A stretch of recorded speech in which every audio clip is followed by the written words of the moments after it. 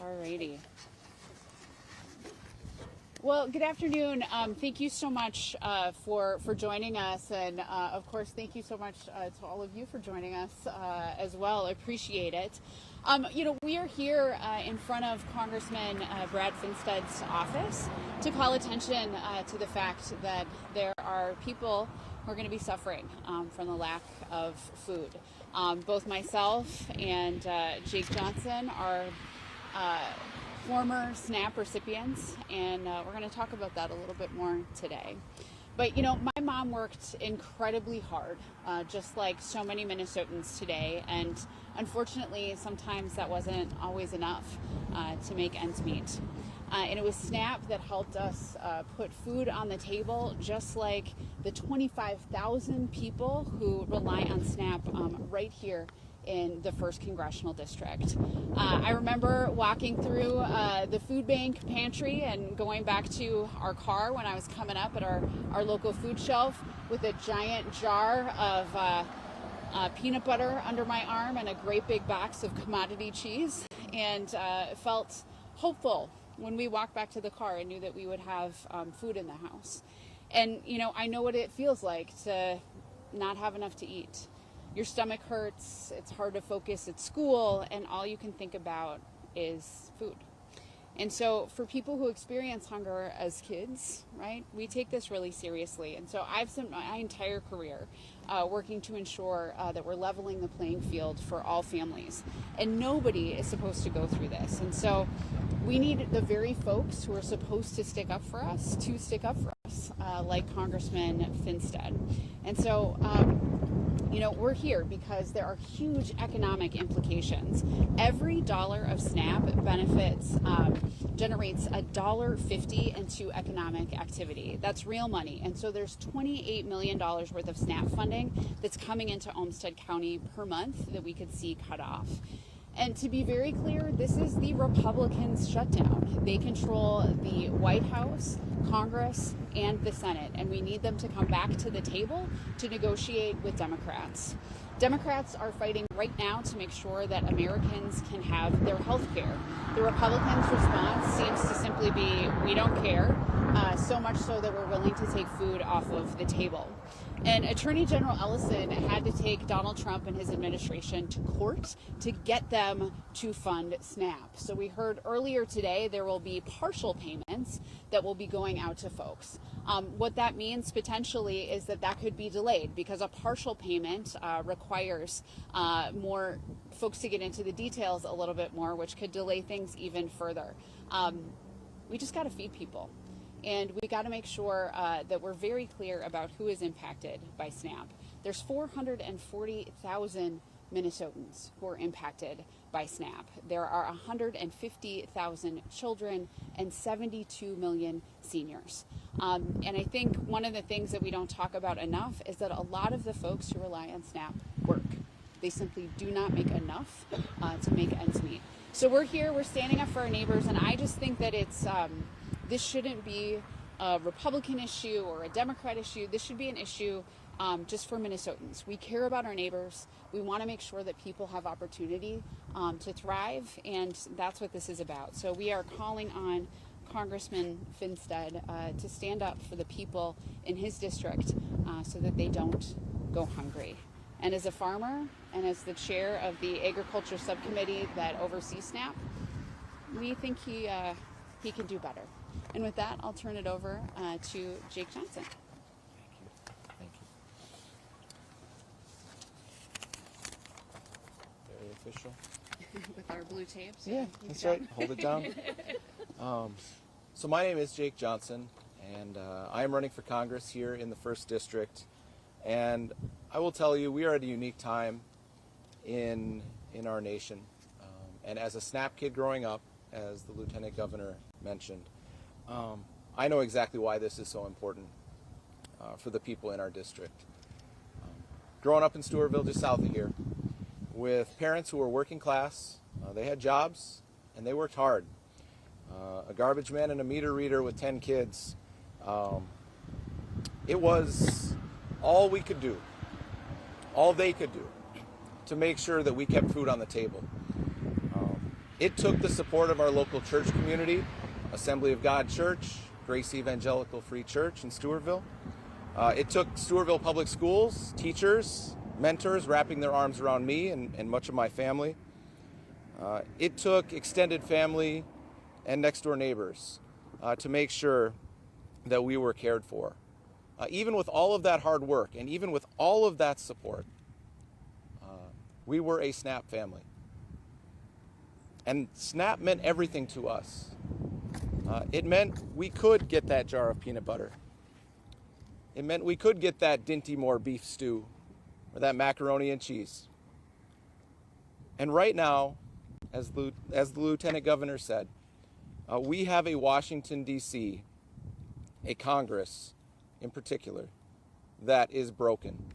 They have shut down our government. They have made sure that as of November 1st, SNAP benefits were not going out to people right here in southern Minnesota who need it. We're talking about children. We're talking about the working poor. We're talking about our neighbors. And so when I think about the kind of Washington that the people of southern Minnesota should be able to expect, the kind of service I hope to bring to Washington, D.C., it is one that builds bridges instead of tears them down. It is one that is willing to work with people to meet the basic needs of the people right here in southern Minnesota and across this country to make sure that these cuts are undone. Because when I think about these cuts and what they represent, listen, I am a person who is grounded in my faith and in my service to my community as a public school teacher of 20 years. When I think about what my faith instructs me, it says quite simply to take care of the least of us. And what does that mean? What are we called to do? We are called to care for the sick. We are called to care for the hungry and the thirsty. And that's exactly what we are talking about here. We need a government that finds its moral center again and says we can do the basic things regardless of party, Republicans or Democrats. We can come together again and say we can make sure that no one goes hungry in southern Minnesota and across this country. And so I, as so many people across parties are asking, is one, reopen the government and find a way to get it done. Two, undo these SNAP cuts that are absolutely devastating our communities. And three, let's make sure we elect representatives to Congress, to the Senate, who are willing to speak out and step up for people right here in southern Minnesota. And so we humbly ask that people all across this country, all across this district, continue to speak up for what we know is right. Thank you so much. Thank you. Appreciate you. Yes, thank you.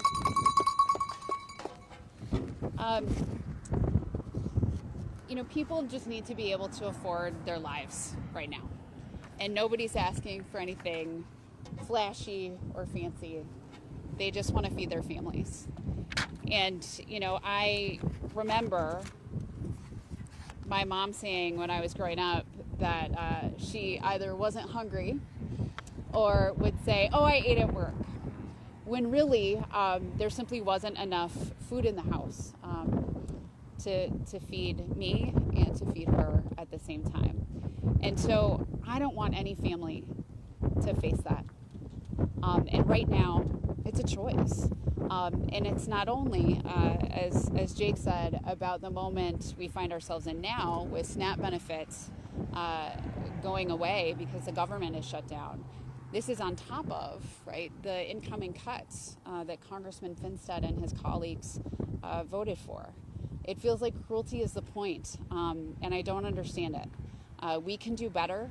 We know that this is a program that works, and frankly, when these public programs invest in our children and in our families, they can grow up to become teachers and hopefully congressmen, but also lieutenant governors. And now I get to pay that back and pay that forward through public service. And that's really what this should be all about. So with that, we're happy to take any questions that you might have for us. The fact that, administration person says that they're going to release enough funds to pay for half of it. Does that provide any comfort to you or any relief that at least half of it will be going out, according to what I've read? So I think half is better than nothing, but it doesn't have to be this way at all, right? So, the governor announced just last week $4 million in resources to food banks and food shelves. That matters.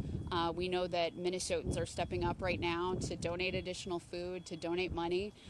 But the reality is we can't cover the $7 million cost per month of SNAP. So it rings a little hollow for me when the resources are there. When the thing that is holding us up is that Republicans, they're not even in Washington, right, are refusing to come to work to negotiate around healthcare costs, which is just another thing that's going to go up for folks, right? When I'm in southern Minnesota talking to a librarian and a farmer, and their deductible's $15,000 a year, and that's before, right, that they still have these tax cuts in place.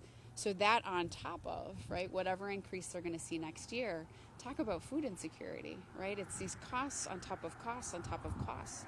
And it just continues to be a choice where the folks at the very top are doing well and, hardworking Minnesotans are struggling. So half is better than nothing, but we are in the situation in the first place because Donald Trump and the Republicans are turning their backs on hardworking Minnesotans and Americans.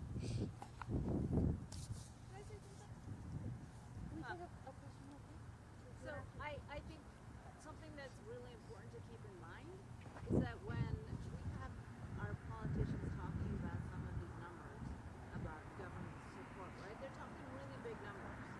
But I think it's important that when we break it down to what this means to individual families, it's not much. I was a cashier at a grocery store just north of here, and I would have a mom come in, and she was allocated $11 a month. $11 to pay for fresh produce. So when Brad Finstead wants to talk about all the millions of dollars that are spent on this program, remember that we're talking about a very few amount of dollars in the hands of individual people. And Brad Finstead may not understand what 20 extra dollars may mean, but for too many working people, having 20 extra dollars a month is enough to get them to work. That's what that means. That's right. My mom could balance the budget like nobody's business, right? And down to on a napkin, right? She knew exactly how much money we had in our account. And I can't tell you, but I know now that there's families where it goes over by $1 or $2, and your mom has to say, you got to put this back, right? We don't have enough. Yep. That's really what this means. Yep. Maybe just one other question. The simple fact is the Democrats could end this by providing enough votes in the Senate. I think it's maybe 3, but they could end it. The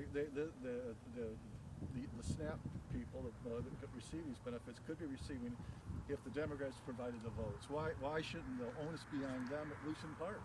I think we need to be really clear, again, that Republicans control the White House, Congress, and the Senate. And the thing that Democrats are standing up for in this moment is so that people's healthcare costs don't go up by, 100%, 175% in some instances. I think that's a fight worth having. And I think people, frankly, are ready for Democrats to stand up, right? And to stand up to ensure that folks' healthcare costs aren't going to skyrocket while simultaneously, right, stripping away food support for folks. And so this is a triple whammy too, because it's the cuts that were made to SNAP, the cuts that were made to Medicaid, which, by the way, these cuts to Medicaid, it's not just if you're on Medicaid, right? It's, if there's a local nursing home where people there depend on Medicaid. It's also the people who work there, the local businesses that provide goods and services. This will impact the economy overall.